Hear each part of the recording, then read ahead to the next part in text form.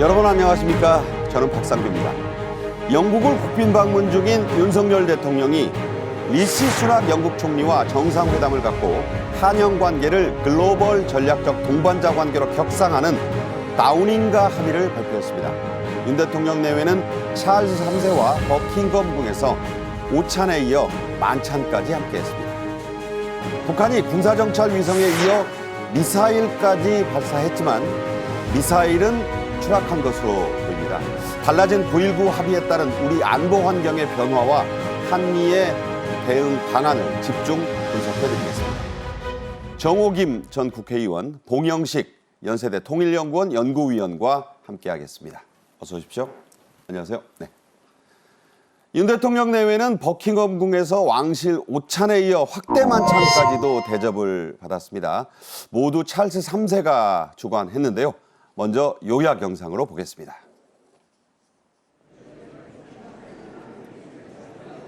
네, 블랙핑크의 모습이 보이죠? 지수양 같은데, 네, 지금 리시 수낙 총리와 부인 악시아타 무르티 여사가 입장을 하고 있습니다. 네.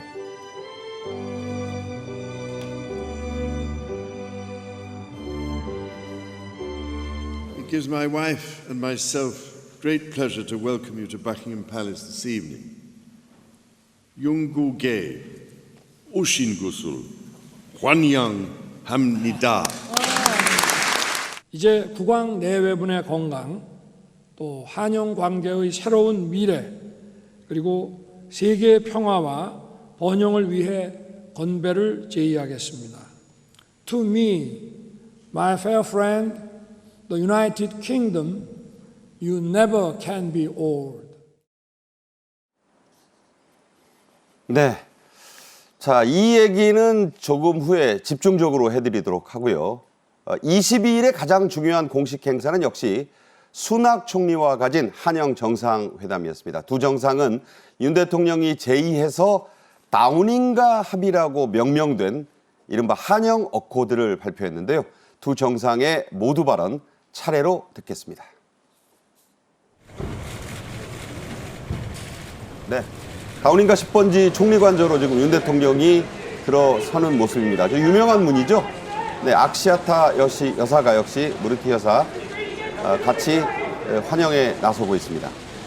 네, 기념 촬영을 하고요.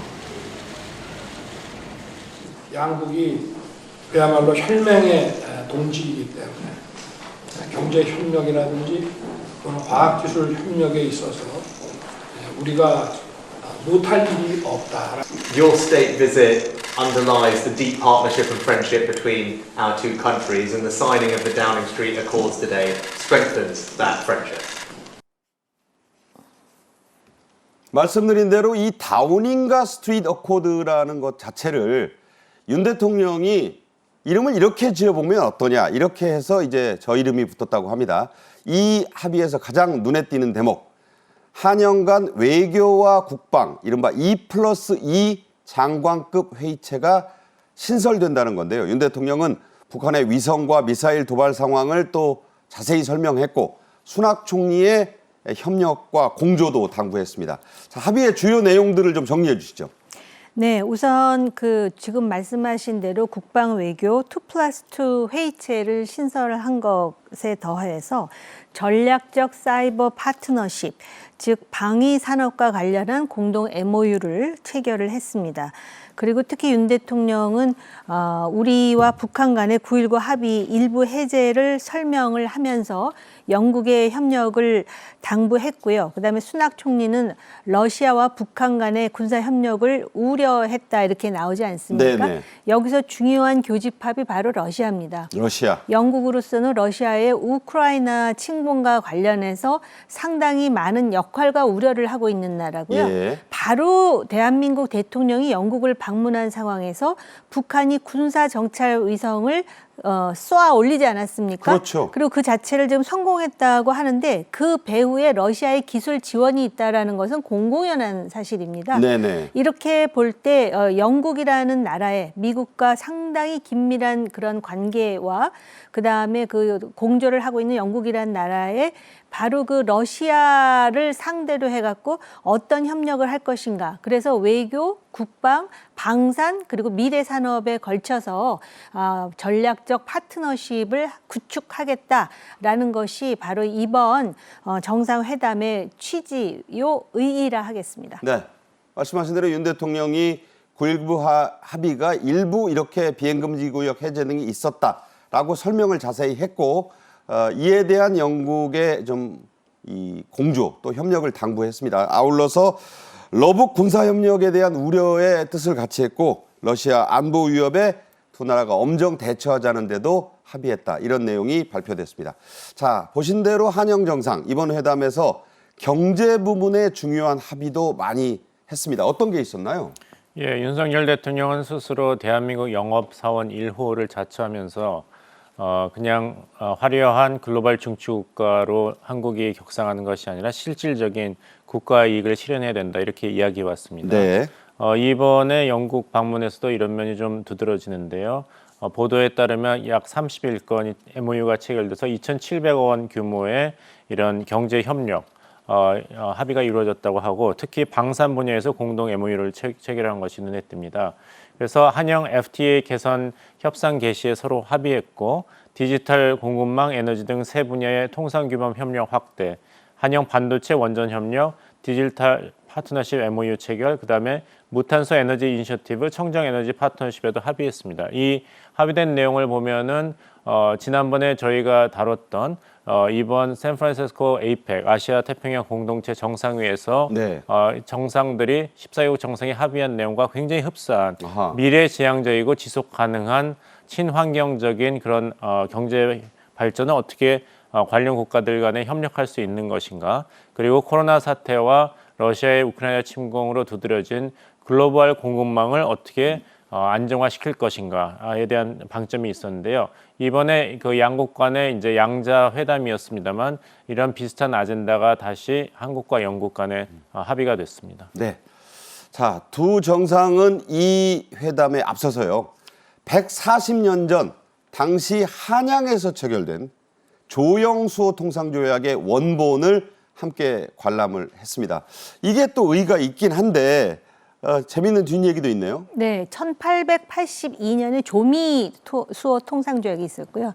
1년 후에 이제 조용 수호 통상조약이 맺어졌는데 그러니까 유럽 중에서는 최음이었죠. 유럽 중에는 최초입니다. 그런데 지금 이번에도 그 한영 간의 정상회담에서 러시아 얘기가 많이 나왔잖아요. 그렇죠. 그 당시에도 러시아의 남하 정책에 대해서 영국이 굉장히 우려하는 상황에서 맺어진 수호 통상 조약입니다. 이른바 거문도 점령이 있었고요. 그렇습니다. 네. 그런데 이제 1876년에 우리가 왜 병자 수호적이라는 거를 일본하고 했는데 굉장한 불평등 조약 아니었습니까? 그렇죠. 그리고 1882년에 미국과의 통상 조약은 그것보다는 평등합니다. 상대적으로. 그런데 이제 영국은 당시 러시아의 남하 정책 때문에 일본과 관계가 상당히 좋았고요. 그래서 일본 수준의 그런 양자 그 조약을 맺기를 원했었습니다. 그랬는데 그래서 사실은 그 내용을 보면은 우리 입장에서는 상당히 불평등한 조약이라고 볼 수 있는데 중요한 건 뭔지 아십니까? 어떤 겁니까? 140년 전만 해도 영국과 우리 조선의 국격 차이가 이렇게 났었는데 지금은 국빈 방문을 하면서 전략 사이버 파트너십을 하고 또 한영 간의 FTA를 개선하고 또 합동 훈련도 하고 그리고 영국의 국왕과 총리가 이렇게 극진히 대접하는 한국으로 거듭났다라는 것이 바로 140년 전에 그 조용 수호 통상조약 원본을 보면서 양국의 정상이 참 감회가 새롭다고 느끼지 않았을까 저 개인적으로 그렇게 상상해 봅니다. 네, 이제는 상전벽해의 처지가 됐다. 저는 그런 생각도 해봤습니다. 자, 이 정상회담에 앞서서 있었던 버킹엄궁 만찬 얘기를 이제 하도록 하겠습니다. 찰스 3세가요. 우리 윤동주 시인의 시 바람이 불어의 한 구절을 영어로 낭송했다고 합니다. 윤 대통령은 이에 대한 화답으로 셰익스피어의 소네트, 이 시를 영시를 소네트라고 하죠. 그 한 구절로 화답을 했습니다. 윤 대통령은 영국 의회 연설 때도 셰익스피어의 4대 희곡 중 하나인 로미오와 줄리엣의 명대사를 인용했었는데 역시 영국 하면 셰익스피어인가요? 예, 맞습니다. 그 어떤 영화에서 이런 대사가 나옵니다. 이제 유럽 사람과 미국 사람들이 저녁을 먹는데 영국 사람이 무슨 이야기라 셰익스피어를 인용하면서 이야기하니까 다른 사람들이 웃으면서 결국 당신은 또 셰익스피어 얘기를 하는군요. 영국 사람이니까 이런 네. 얘기를 했거든요. 그래서 인도를 이제 식민지에서 반환을 했을 때 영국의 유명한 그 정치인이 이런 얘기했습니다. 이제 영국이 자랑할 것은 민주주의, 로얄 발레 그리고 셰익스피어다 이런 그러니까 얘기를 인도를 넘겨줬으니까. 예. 네. 그런 식으로 이제 영국하면 셰익스피어인데 윤석열 대통령께서 이 건배사 화답사에서 셰익스피어의 소네트 한 구절, 104번의 한 구절을 이용해서 영어 건배사로 화답을 했습니다. 아까 나왔죠. 예, 영국 나의 벗이여 영원히 늙지 않으리라. 그리고 참 인상적인 건 찰스 3세도 건배사에서 윤동주 시인의 시구를 인용해서 바람이 자꾸 부는데 내 발은 반석 위에 섰다. 이래서 네. 한국 문화에 대한 이제 깊이 있는 이해와 사랑을 표현을 해줬습니다. 그 뒤는 강물이 자꾸 흐르는데 내 발이 언덕 위에 섰다. 예. 저 의미심장해요. 바람은 뭔가 어떤 상황을 말하는 것 같고 예. 반석, 든든한 교회 이름에 많이 나오잖아요. 반석교회. 예, 그렇습니다. 반석 위에 서 있다. 예, 그래서 찰스 3세가 이 윤동주 시인의 시구를 영어로 낭송하고 나서 한국이 얼마나 빠르게 변화하고 있는가 어리둥절할 정도로 빠른 변화를 겪고 있는 와중에서도 말씀하신 대로 반석, 그 자존감, 자아감을 보존하고 있다는 것을 이 윤동주 시인이 파악한 것이 아닌가. 시인 윤동주가 미래의 한국을 예언한 것일지도 모르겠다. 이런 해석도 곁들였습니다. 네, 그렇군요. 자, 이 만찬에는요. 이재용, 정의선, 구광모, 신동빈 등 70여 명의 우리 경제계 사절단이 거의 참석을 했습니다. 두 나라 합쳐서 140명 넘게 참석하는 왕실 만찬. 마치 그 영화의 한 장면 같았다고 하네요. 영화보다 더하지 않았겠어요. 네. 그리고 그 소위 재계 회장들이 참 좋은 곳을 많이 다녀봤겠지만 이러한 그 유서 깊은 역사적인 이러한 만찬에 아마 같이 참석했던 자체가 영광일 거라고 저는 생각을 하는데요. 특히 이제 그 재계의 수반들뿐만 아니라 캐머런 외교장관이라든지 데이빗 또 캐머런이죠? 관계자, 네. 제임스 캐머런 아니고. 네, 140명이 지금 참석을 했고, 그다음에 찰스 3세가 상당히 뭐 여러 가지 조크를 하면서 한국에 대한 그런 애정을 드러냈는데, 특히 찰스는 과거에서부터 이런 어떤 문화라든지 그런 거에 굉장히 천착돼 있는 그런 프린스였고 지금은 이제 왕 아닙니까? 그러다 보니까 한국 문화에도 굉장히 관심이 많은 것 같아요. 그러니까 고전 문화뿐만이 아니라 현대 그런 어떤 팝 아트 같은 것에 대해서는 관심을 보여주고 있는데, 불행하게도 제가 그 옛날 서울에 갔을 때는 강남 스타일이라 할 만한 것도 제대로 배우지 못한 것 같다라고 이렇게 이야기를 해서 좌중에게 웃음을 줬다고. 영국 조커죠. 그거. 네. 네. 근데 제가 생각할 때 그 옛날에 한국을 방문한 건 아마 왕자 시절 얘기하는 거예요. 아, 황태자 때 왔었죠, 그때 한국에. 아마 다이애나 그 기억이 나요. 90년대. 그리고 노태우 대통령 때입니다. 그렇습니까? 혼자도 제가- 왔고요. 네. 부부가 같이도 왔고요. YS 예. 때 아니었어요? 예. 그러니까 두 번 아무튼 왔었어요. 그래가지고 그때 상당히 그 안동 하회마을도 방문하고 그랬던 기억이 나는 것 같아요. 네, 네. 정확하게 지금 기억이 막 얼기설기 섞여서 정확하진 않습니다만은, 그래서 지금 이 정도의 어떤 그런 그 국빈 방문으로서 영국이 접대를 한다는 거는 비록 군림하되 통치하지 않는 그런 그 왕의 대접이라 하더라도 상당히 영국이 한국의 위상과 그다음에 한국과의 우정에 대해서 진지하게 받아들이고 있다라는 것을 방증하는 모습이라고 하겠습니다. 네. 찰스 3세는 요즘 한국 문화, K컬처를 여러 번 이 만찬에서 칭찬을 했다고 합니다. 그래서 만찬에 모두 참석한 이 블랙핑크 멤버 4명의 이름을 일일이 불렀는데요. 그 장면 직접 보시죠. Especially inspiring to see Korea's younger generation embrace the cause. I applaud Jenny, Jisoo, Lisa and Rosé, better known collectively as Blackpink, for their role in bringing the message of environmental sustainability to a global audience as ambassadors for the UK's presidency of COP26 and later as advocates for the UN Sustainable Development Goals. 네, 요새 뭐 해체한다 안 한다 말이 많았는데 만찬에는 다 같이 나왔어요. 블랙핑크는 만찬이 끝난 뒤에 찰스 3세가 직접 주는 대영 제국 훈장을 받았습니다. 이 영국 훈장이 여러 가지가 있는데 이 훈장 받은 사람, 여러분 잘 아시는 비틀즈, 아델 같은 최고의 가수들만 받았다고 하니까 아주 대단한 거네요. 예, 그렇습니다. 이 대영 제국 훈장은 영국 사회에 의미 있는 기여를 하거나 정치, 경제, 문화, 예술과 과학, 스포츠 분야에서 기여를 한 인물에게 수여되는데요. 앞서 말씀하신 대로 영국 출신의 이제 비틀즈라든지 아델이 우리가 잘 아는 인물이라고 하겠죠. 예. 그래서 대영 제국 훈장은 5등급으로 구분되는데 이 중에서 MBE는 가장 낮은 5등급인데 이제 블랙핑크 멤버들이 그동안 그 UN 홍보대사로 활약하면서 여러 가지 범지구적인 그런 도전에 대해서 협력을 도모하는 그리고 촉구하는 메시지를 전달하였습니다. 특히 21년에 영국이 의장국으로 있었던 COP26 UN 기후변화협약 당사국 총회 당시 문재인 대통령이 참석했죠. 네. 여기에 이제 홍보대사로 참석하면서 기후변화에 대한 이런 경고 메시지 그리고 국가 간 그리고 사회 단체 간의 협력을 촉구하는 메시지를 밝혔습니다. 그래서 이 제니 지수 리사 로즈에게 이제 박수를 보낸다는 이런 얘기를 이제 찰스 영국 왕이 했고 여기서 또 제가 강조하고 싶은 거는 네. 지난 방송에서 제가 좀 잘못된 정보를 드렸던 것은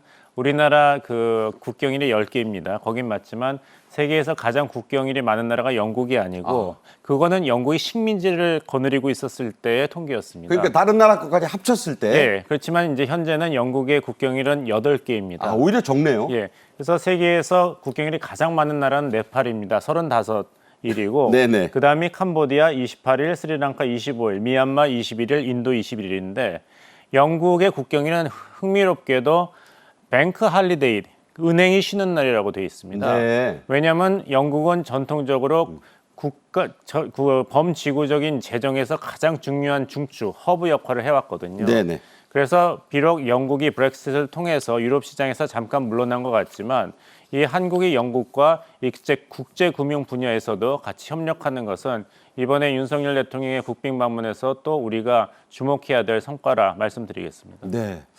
듣다 보니까 뭐 영국의 휴일이 좀 적은 것 같고 경제적으로 좀 못 산다는 표현을 할 수 있을 나라들이 휴일이 좀 많군요. 깨알 정보였습니다. 만찬은 19세기식 영국 왕실의 의전 그대로 치러졌습니다. 당시부터 사용된 집기와 장식 무려 4,000개가 넘게 동원이 됐다. 저게 이제 BBC의 보도인데 19세기식 영국 만찬 1800년대 빅토리아 여왕 시절로 거슬러 올라갑니다. 뭐 호화롭기가 그지없죠. 이른바 실버웨어라고 불리는 것들인데 촛대 하나도 뭐 다 이게 보물들입니다. 자, 찰스 3세가요. 윤 대통령에게 선물을 3가지를 줬는데 이 하나하나가 다 의미가 있었고 상당히 흥미가 있습니다. 어떤 것들이죠? 처칠의 저서 스태밍 더 타이드라는 스태밍 책의 더 타이드. 4번, 그러니까 조류에 맞서는, 그러니까는 이런 그 타이드, 그러니까 바다의 왜 조류라는 밀물. 예. 그 조류에 맞서는 이 책하고 그다음에 스카치 위스키인데 한정파 스코틀랜드산. 네. 그러니까 그 리미티드 에디션이네요. 그렇습니다. 근데 네. 보통 이렇게 이제 국가의 정상이 선물을 받으면 이거는 국가 기록물에 기록하면서 보관하는 것인데 술은 마실 수가 있다 그럽니다.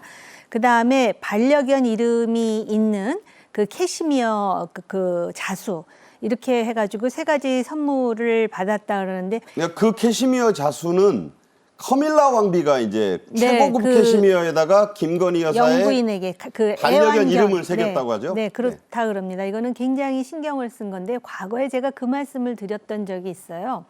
그 아베 총리가 2번 총리를 했는데 처음 총리를 할 때 미국을 방문하면서 부시의 애완견의 이름이 새겨진 그 개 이불을 선물해가지고 푸들 아니었나요 그때? 네, 걔가? 그래서 우리가 굉장히 얼마나 그 일본이 미국에 공을 들이나 그렇게 친밀한 동맹 관계이면서 그랬는데 영국의 왕비가 한국의 대통령 배우자에게 바로 그 애완견의 이름이 새겨진 최고급 캐시미어 그러니까 머플러 같은 거예요. 그거를 선물했다라는 것이 또 이제 언론에서 회자가 되고 있고요. 그다음에 그 만찬에 지금 식기 얘기하셨잖아요.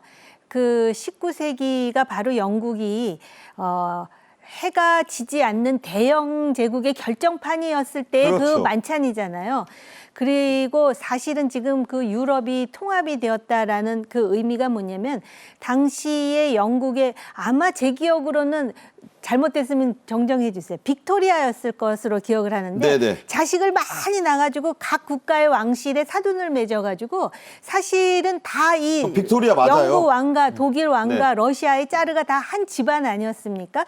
그렇게 번성하던 시절에 식기를 여태까지 전통적으로 그러면서 국빈 방문에 이제 그 활용하는 그래서 아마 제가 단언컨대 전 세계 국빈 방문 중에 가장 화려하고 가장 격조 있는 그 국빈 만찬은 아마 영국이 아닐까 이런 생각이 듭니다. 말씀하신 기억이 맞는 게 빅토리아 여왕은 부군 엘버트 공과 사이에서 자녀를 정말 많이 낳았습니다. 여러분 런던 가시면 볼 수 있는 로열 엘버트 홀이 그 빅토리아 여왕의 부군의 이름을 딴 그런 공연장이죠.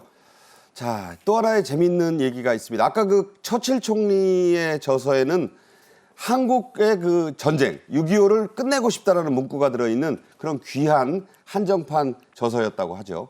자, 커밀라 왕비와 큰 며느리인 미들턴 왕세자빈, 케이트 미들턴 빈의 드레스가 색깔이 우리 태극기 문양을 상징했다고 해서 또 화제가 되고 있어요. 예, 이제 외국 정상이라든지 국왕을 국빈 방문하는 것은 그 임기 중에 한 번에 국한됩니다. 그래서 이번에 영국에서 굉장히 치밀하고 철저한 준비 자, 그림에서 보입니다. 제일 가장 오른쪽이 케이트 미들턴 왕세자빈 빨간색 모자와 그 입었고요. 그다음 커밀라 왕비가 저 가운데 이제 찰스 왕 오른쪽에 그림상 있는데 저게 이제 파란색이잖아요. 예, 그렇습니다. 그래서 영국 언론 매체가 여기에 대해서 이제 보도를 하면서 해석을 한 것이 보시면 딱 아시겠습니다만 이제 태극기에서의 그 빨강색과 파란색을 상징하는 색깔이죠. 이거 사진은 21일 영국 런던의 호스가드 광장에서 열린 윤석열 대통령 부부 국빈 방문 환영식에서 나온 장면입니다. 그래서 케이트 미들턴 왕세자비 프린세스 오브 웨일즈죠.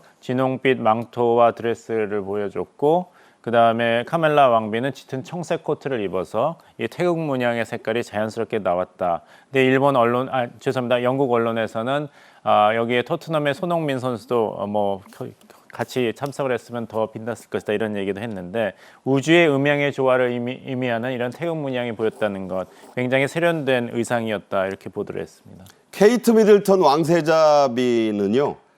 작고한 친시어머니가 이제 그 고 다이애나비 아니겠습니까? 그렇습니다. 사실 네. 커밀라 왕비는 왕비지만 어떻게 의미하면 자기 남편을 직접 낳은 그 어머니는 아니잖아요. 네, 그렇습니다. 그래서 다이애나비가 준 사파이어, 다이아몬드를 귀걸이로 차고 나왔다는데 이것도 상당히 영국 국민들에게 화제가 됐다고 해요. 예, 그렇습니다. 하지만 뭐 이것은 그 이제 왕실을 대표하는 그런 공식 임무를 수행하는 자리였기 때문에 다이애나 그 왕세자비의 이런 보석 귀걸이를 착용함으로써 이 전통 그리고 그 가족 간의 이제 화합을 이제 상징하지 않았나 싶습니다. 네. 자, 아까 이 만찬에 우리 경제사절단이 대부분 참석했다고 말씀을 드렸는데 영국에서는요. 영국 하면 생각나는 게 이제 벤틀리와 함께 롤스로이스, 또 오라클 이런 회사들인데 그 글로벌 기업 CEO들도 대거 참석을 했다고 해요. 예, 그렇습니다. 아까 말씀드린 대로 영국이 얼마나 경제 그 잠재력이 있는가, 결국에는 이제 제국을 운영했던 식민지를 운영했던 제국이기 때문에 세계 경제에서 이제 금융 의 중심 그리고 첨단 기술도 확보하고 있습니다. 네. 그래서 ARM 회사가 있고 롤스로이스, ARM, 예, ARM 등 양국 경제 200명 규모의 단체가 이제 윤석열 대통령을 만났는데요. 그 포럼에서 자유무역 협정 개선 협정을 위한 교역 투자 환경 개선이라든지 첨단 산업 공급 협력 그리고 인공지능 우주 양자 바이오 분야에서의 협력 이런 것을 도모하기로 양국 기업 간의 교류 및 협력 프로젝트를 이야기했습니다. 여기서 우리가 주목해야 될 것은 다시 지난주에 있었던 샌프란시스코 에이펙 정상회의의 결과를 놓고 본다면은 사실 그때를 목표로 해서 바이든 행정부가 IPEF 인도 퍼시픽 경제 그 프레임워크 출범을 도모했지만 결국에 가서는 참여국 간의 의견을 좁히지 못해서 IPEF가 출범을 하지 못했습니다. 뭐냐면은 지난번에 인플레이션 감축 법안과 같은 미국이 이런 상대국을 자유무역협정 당사국을 자국 기업과 똑같이 시장 개방을 한다는 원칙을 어기고 자꾸 보조금을 주기 때문에 이런 공정하고 자유롭고 개방된 그런 경제 협력이 어렵다는 그런 지적이 있었는데, 그렇다면은 미국 시장이 막혀 있을 때 우리는 영국과 같은 대안을 모색하는 그런 시점이라는 말씀을 다시 드리고 싶습니다. 네, 이 포럼에 참석한 윤석열 대통령 운동장 얘기를 하면서 양국 기업인들을 격려했는데요. 그 얘기 직접 들어보겠습니다. 네, 한영 비즈니스 포럼에 지금 윤석열 대통령이 참석하고 있는 모습, 참석자들의 박수를 받으면서 지금 입장하고 있습니다. UK 코리아 비즈니스 포럼입니다. 네, 런던 시내에서 열렸고요. 지금 그 여러 가지 연설이 있고 이제 윤 대통령의 얘기 좀 들어보겠습니다. 양국 기업인들의 의견을 적극 반영하고 디지털, 공급망, 에너지 등 분야의 새로운 규범도 정립하여 양국 기업들이 마음껏 뛸 수 있는 운동장을 만들고 함께 세계 시장을 선도해 나가도록 할 것입니다. 네, 마음껏 뛸 수 있는 운동장. 윤 대통령이 해외 경제인들, 해외 순방 나갈 때마다 하는 얘기인데요. 그런 걸 만들겠다는 얘기입니다. 우리나라와 영국 기업들이 우리 돈 2,700억 원 규모의 계약과 앞서 봉 박사가 말한 31건의 투자 양해각서, MOU를 체결했습니다. 이 규모도 규모지만 사우디 같은 데서 조 단위를 하니까 좀 적지 않느냐. 하지만 협력 분야가 주목되죠? 네, 이제 주로 첨단 산업이라든지 그다음에 에너지, 또 인프라, 글로벌 공급망, 금융 협력. 영국 하면은 사실 금융의 중심지였어요. 그렇죠. 지금 그거를 뉴욕에 거의 뺏긴 상황이라 하지만 브렉시트 이후에 지금도 금융과 그다음에 법률 이쪽은 영국의 권위를 부정하기 어렵습니다. 우리나라 같은 경우에 법률 회사 같은 경우 제일 먼저 외국 그 법률 회사 중에 클리포드 챈스라는 영국계 법률 회사가 처음에 자리를 잡았다가 지금은 철수했고요. 네네. 우리가 이제 미국 중심적인 인식 구조를 가지고 있어서 그렇지만은 사실은 영국과 협력해야 될 부분이 바로 이런 반도체, 청정 에너지, 금융 뭐 이런 그 첨단 미래와 관련된 그렇죠. 그런 비즈니스라고 볼 수가 있고요. 특히 원전과 관련해 가지고 지금 그 소위 깨끗한 청정 에너지 인프라로서의 원전 산업에 대해서 영국이 상당히 그 의미 부여를 하고 있는 것 같습니다. 사실은 영국은 프랑스와 달리 원유가 공급할 수 있는 나라이기 때문에 프랑스만큼 원전이 그렇게 활성화되지 않았는데 네네. 이번에 대통령실에서 상용 원전 종주국인 영국과 원전 기술 협력뿐만 아니라 영국 신규 원전 진출 기반을 조성한다 그랬거든요. 네네. 그러니까 이제 우리가 마치도 그 중동의 많은 나라에 원전을 수출하듯이 지금 이제 영국에서도 원전 산업과 관련해서 관심을 가지고 있으면은 우리가 발빠르게 움직여서 진출해야 되는 하나의 토양이 네. 이번에 마련됐다라고 볼 수도 있을 것 같습니다. 네, 상용 원전의 종주국, 원전의 종주국이란 얘기인데, 자, 국내 정치 상황 때문에 또 예산이 깎인다는 얘기를 하니까 좀 우울하기는 합니다. 잘 타결이 돼야 될 텐데요. 이어서 다음 주제로 가겠습니다. 북한은 21일 쏘아올린 이른바 정찰위성 만리경 1호가 괌의 앤더슨 미군 기지 또 아프라항 그 근처에 있는 군항이에요. 여기를 샅샅이 찍어서 그 영상을 북으로 보내왔다고 주장하고 있습니다. 북한이 잇따라 발사한 미사일 추락한 것으로 보이는데요. 그러니까 20분 뒤에 쐈는데 이건 추락했다는 얘기입니다. 이 소식 영상으로 보겠습니다.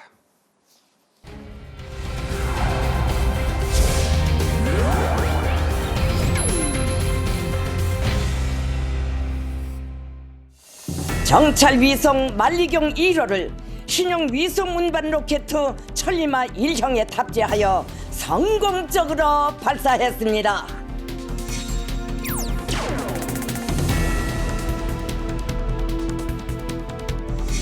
오늘 15시부로 9.19 군사합의 1조 3항을 효력 정지하기로 하였습니다.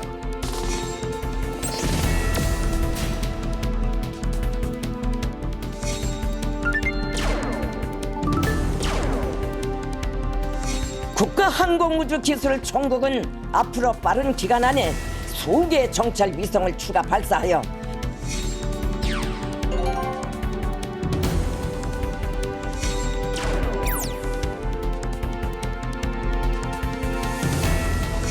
The U.S. Rock Alliance remains at a high level. We provide readiness to provide protection for the Republic of Korea against any threat, any adversary.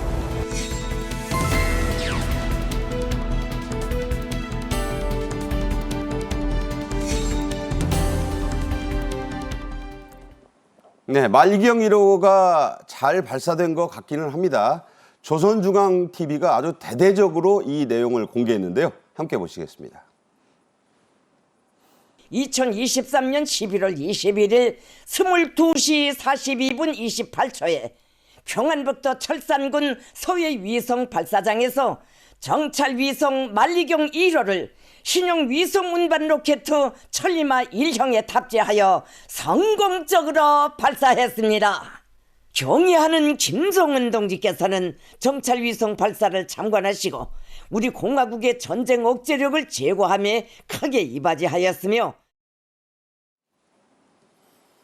네, 이 발사에 따라 우리가 22일 오후 3시부터 비행금지구역 해제에 들어갔습니다. 5년 만에 이제 휴전선 일대에 정찰기가 띄워졌는데요. 자, 북한이 적반하장격으로 더 강경한 조치를 취하고 나왔죠? 예, 성명서를 이 북한 국방부가 발표했는데 9.19 합의에 전혀 구속되지 않겠고 모든 것을 2018년 군사 합의 이전으로 돌려놓고 신형 무기를 전진 배치하겠고 이 군사적인 충돌이 발생할 경우에 모든 책임은 남측이 진다는 것을 네. 명시한다 이런 선언문을 발표했습니다. 그런데 예. 사실 9.19 합의를 위반한 것은 우리 측이 아니라 우리 합참에서 발표했다시피 약 1000번에 걸쳐 지난 5년간 북한은 이제 금지되어 있는 해안가에서의 포격 사격 훈련이라든지 무인기 동원이라든지 이런 위반을 해왔기 때문에 사실 그 9.19 군사 합의의 그런 중지에 책임이 있는 것은 북한 측의 지난 5년간의 행동이라고 봐야겠죠. 네. 자, 북한은요, 5년 만에 우리가 휴전선에 정찰기를 띄우니까 또 우리가 그 영상을 확보했는데 북한의 장사정포 영상을 이제 처음으로 찍어온 거예요. 그러니까 이제 이게 윤 대통령이 화상 긴급 NSC로 지시해서 임시 국무회의가 열린 거 아니겠습니까? 예. 자, 북한은 왜 이렇게 강경하게 나오고 있는 걸까요? 북한 입장으로는 이제 갑자기 강경해진 것이 아니라 이거는 김여정 부부장의 이야기입니다. 문재인 정부 때 발표한 성명문에서 뭐라고 했냐면 남측도 소위 국방 중기 계획이란 걸 하지 않느냐 5년마다 우리도 그것을 할 뿐이다 이렇게 얘기를 했어요. 무슨 이야기냐면은 2021년 1월에 개최된 제8차 노동당 당대회에서 북한 군부와 정부는 5가지의 신형 무기 개발을 공식 결정을 했습니다. 네. 그 중에 하나가 이번에 실험 발사를 한 정찰 위성입니다. 그래서 그 5개의 신형 무기를 완성하지 할 때까지는 이 북한판 군사 중기 계획이 계속 진행이 되기 때문에 계속 이런 도발 행위를 통해서 무기 개발, 테스트를 할 수밖에 없는 것이죠. 네. 북한은 21일 밤에 이 정찰 위성을 발사한 지 20여 분 만입니다. 동해상으로 탄도미사일을 발사했습니다. 이건 순안 쪽에서 올라갔는데요. 우리 군, 이 미사일은 실패했다. 추락한 것으로 일단 보고 있죠? 네, 추락했으나 이거 다 안보리 결의 위반입니다. 탄도미사일 발사 시험 같은 것은 북한은 해서는 안 됨에도 불구하고 계속해서 자신들의 탄도미사일 기술을 지금 업그레이드하기 위한 행보를 취하고 있다라고 볼 수가 있고요. 합참에서는 이 탄도미사일과 관련해서는 이것은 실패한 것으로 추정하고 이제 한미 간에 추가 분석을 하겠다 그러는데 네. 조금 전에 성공했던 그 군사 정찰 위성 있지 않습니까? 네네. 군사 정찰 위성이나 탄도 미사일이나 기술적인 것은 같습니다. 뭘 실느냐 차이겠죠? 그렇습니다. 그런데다가 지금 그 정찰도 한다 하면서 지금 그걸 대대적으로 홍보하고 있는데 결국은 눈도 뜨고 주먹도 다시 휘두르겠다라는 의미이기 때문에 긴장해야 되는 것이고 그다음에 이러한 미사일과 관련한 도발에 있어서 중요한 것은 심리 아니겠습니까? 네네. 심리도 중요한데 지금 대한민국의 대통령이 해외 순방 중에 이런 도발을 벌였습니다.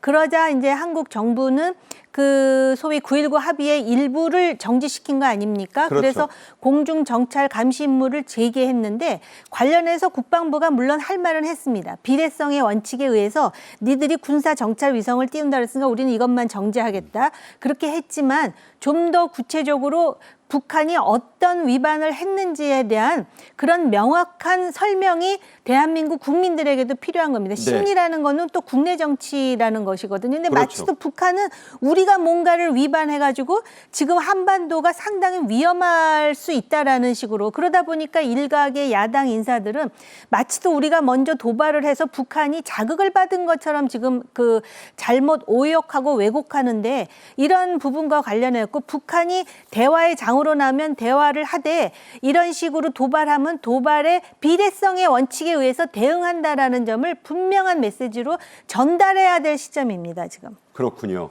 한편 북한은 궤도 진입에 성공한 이 만리경 1호가 괌에 있는 미군 기지 말씀드린 대로 그 옆에 있는 군항을 찍어서 보내왔다고 주장을 하고 있습니다. 자, 그 내용은 검증을 해봐야 되겠지만 이게 다 러시아 기술을 이전받은 덕분이라고 봐야겠죠? 아직 결론을 내리기는 이르다는 말씀을 드리겠습니다. 왜냐하면은 소위 북한이 주장하는 미국의 괌 기지를 촬영한 사진을 보고 그 해상도를 보고 판단을 해야 할 문제라고 생각합니다. 기억하시겠습니다만 2022년 12월에 북한 정권이 노동신문 1면에 서울 지역을 촬영한 그리고 인천 송도 지역을 촬영한 위성 사진을 공개했습니다. 했었죠. 그때 기억하시면은 마치 60년대, 70년대 흑백 사진을 안 보여요. 남산도 안 보이고. 네. 남산도 안 보이고. 그래서 군사 용도로는 전혀 사용할 수가 없는 아주 조악한 수준이었고 그것을 이 우리나라의 이제 그 군사 그리고 기술 전문가들이 지적했을 때 김정은 정권이 발끈했습니다. 네. 성명서를 발표하면서 왜 우리의 성과를 이렇게 제잘거리면서 폄훼를 하는가. 네.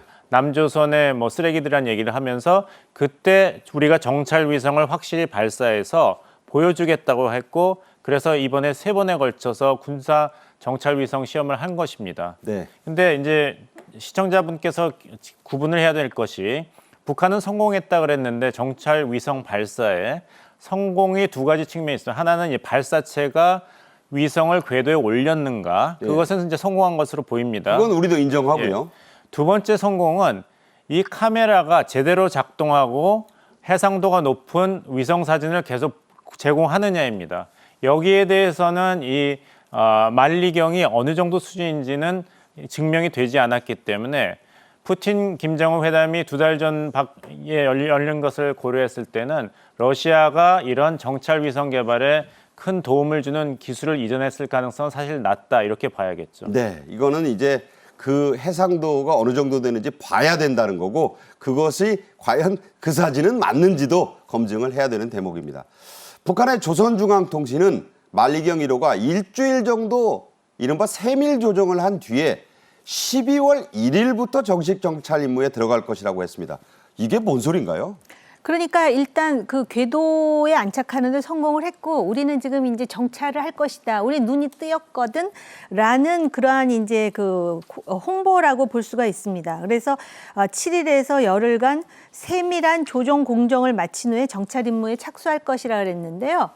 이 정찰과 관련해서 해상도가 중요한 것은 맞습니다. 그래서 사실은 지금 뭐 해상도가 실제로 다른 선진국의 경우는 1m 안에 있는 것도 정확히 볼 수 있는데 북한의 경우는 뭐 3m다 해가지고 정말 장갑차인지 트럭인지 탱크인지를 겨우 식별할 수 있는 수준이다.